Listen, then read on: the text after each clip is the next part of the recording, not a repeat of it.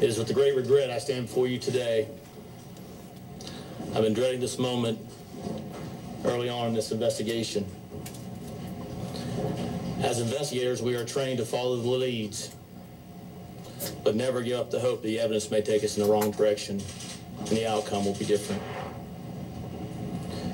We have recovered enough physical evidence to believe we have found Zahra.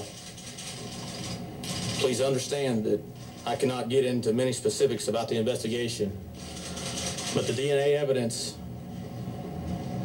from the bone found on Christie Road matched a DNA sample from the house on 21st Avenue Northwest. The sample from the home was taken from personal items believed to be Zahra. A known DNA profile of Zahra will be created from cheek swabs from her biological mother and father.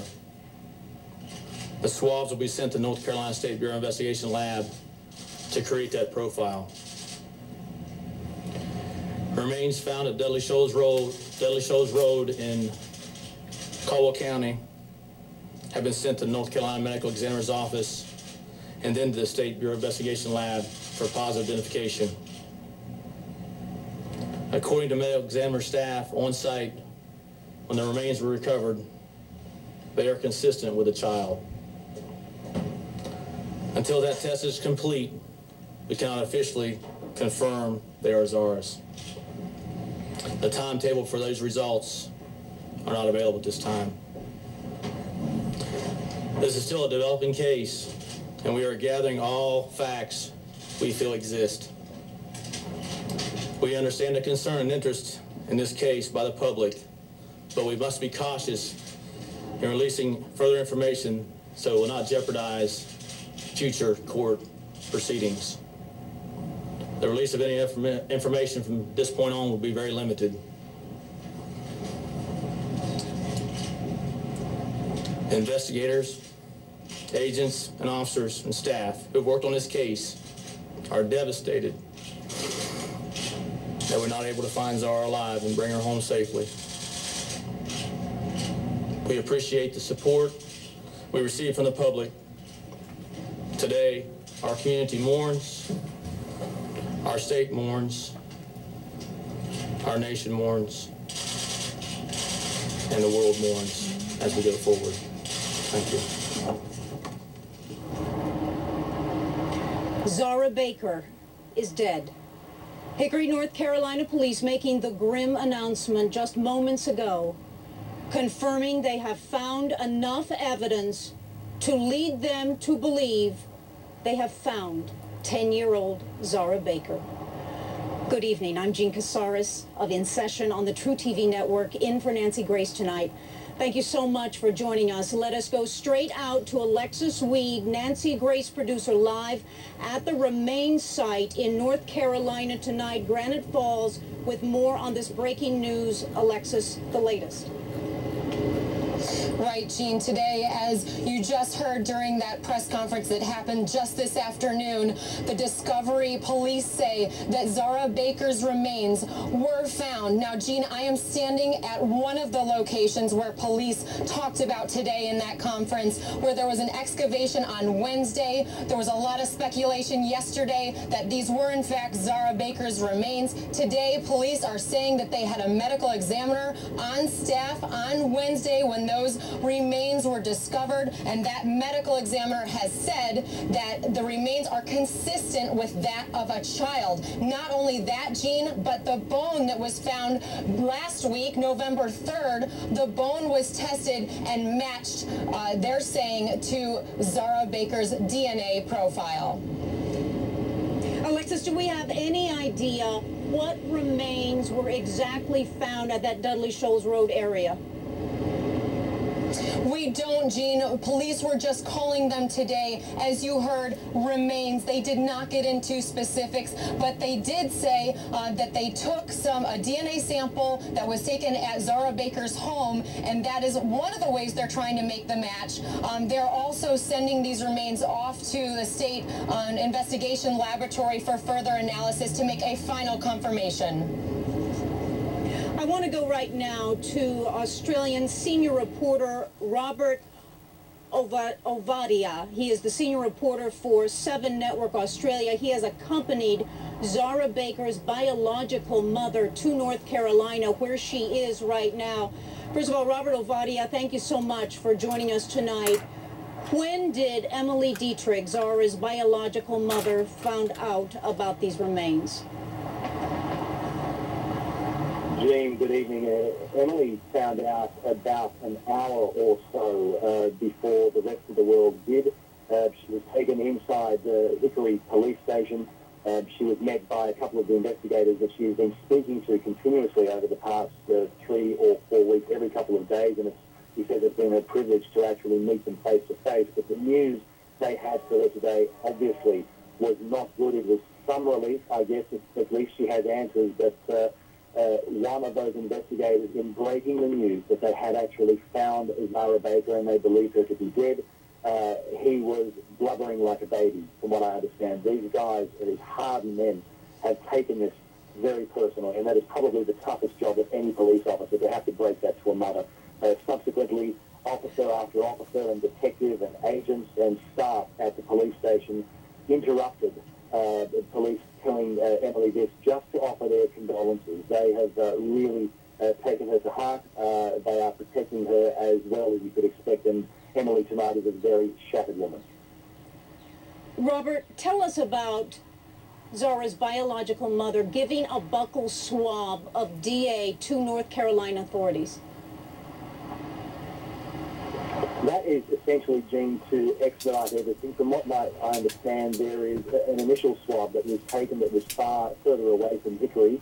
They wanted to, what they want to do is they want to expedite the specific proceedings to absolutely confirm 100%. At the moment, it's 99.9% that this is Zahra. The reason for the uncertainty is that the police here in Hickory have matched the DNA to that bone found a couple of weeks ago. They have matched that to items believed to be Zahra's inside the family home. For them to be 100% certain, they need to match the remains found specifically to Emily Dietrich or the biological father, Adam Baker. And with that, it will give them absolute certainty that this is Zahra. Robert, do you know where the remains were found on Wednesday? Were they found inside that 30-foot wide, 2.5-foot deep hole in the earth that investigators dug? I don't know, and I have to confess I don't know specifically where, but I'm speaking mostly with Emily, and those are the sorts of details that she will find out as time progresses. At the moment, the important thing for her is that her daughter has been found. She hasn't shared with me the circumstances in which she was found. All right, we are taking your calls live tonight. One more question, Robert. Was Emily Dietrich told what remains were found on Wednesday? What parts of little Zahra Baker's body? No, she wasn't. And if she was, she certainly hasn't told me. So perhaps that is something that she would personally like to keep to herself.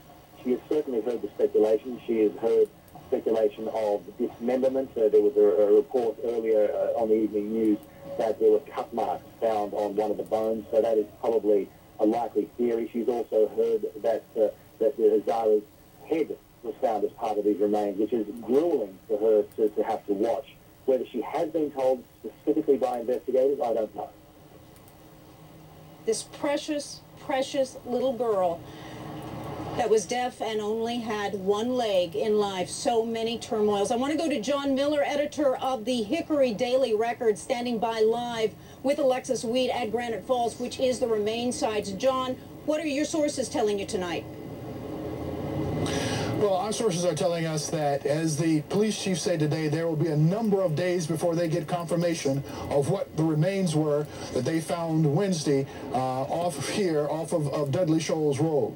We also found out that there, even as we are speaking, there's a gathering crowd and memorial back at the home in Hickory where people are gathering and with their condolences and trying to make some sense of this tragedy. Do we know when this autopsy will begin and be performed? Well, we don't know if it's an autopsy or not. We just know that they're trying to evaluate the evidence. And normally what we're told, it takes between 7 and 10 days. We know that they've asked to expedite the process. But the chief today did not commit on when that information will be back to the police here in Hickory. To Dr. Michael Arnault, board-certified forensic pathologist coming to us from Denver, Colorado. I have so many questions for you tonight. First of all, you have performed many, many autopsies. Autopsies are performed on remains. How do you do it? In a case like this, there's probably going to be 3 types of doctors looking at the remains. One is going to be a traditional forensic pathologist like myself. They're probably going to bring in a forensic anthropologist to look at the bones as well, and likely there will be a forensic odontologist or a dentist to look at the teeth if they get those teeth. They're going to be looking for cut marks, as you've already discussed, as well as any evidence of injuries that may have occurred to the bones that are healing that might signal that there was child abuse prior to the death. And I want to ask you about cause of death. We know through Cindy Anthony that when you find remains, and this is Kaylee Anthony I'm talking about, many times you cannot determine the cause of death. Blunt force trauma to the bones, that would be fairly easy. Is there anything else that you can find toward cause of death from remains found in the earth? Well, as you saw in the other case, there may be additional evidence like ligatures or tape around the head that might assist you in determining what might have caused death.